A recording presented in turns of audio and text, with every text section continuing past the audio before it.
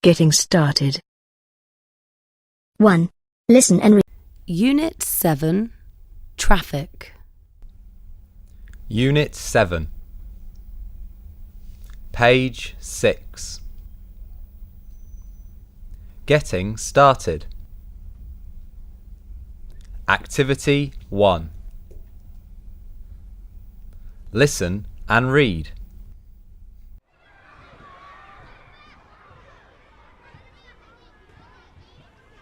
Hi, Juan. How are you?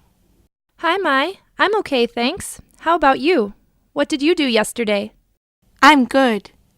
Yesterday morning, I stayed at home and played with my brother. In the afternoon, I cycled round the lake near my home. Oh, good. That sounds really healthy.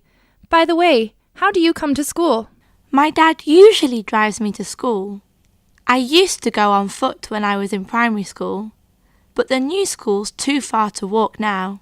How far is it from your house to here? It's about 2 kilometers. How long does it take you? About 10 minutes. Sometimes, when there are traffic jams, it takes longer. Do you come by car every day? Yes, except when my dad is busy. Then I come by bike. I see.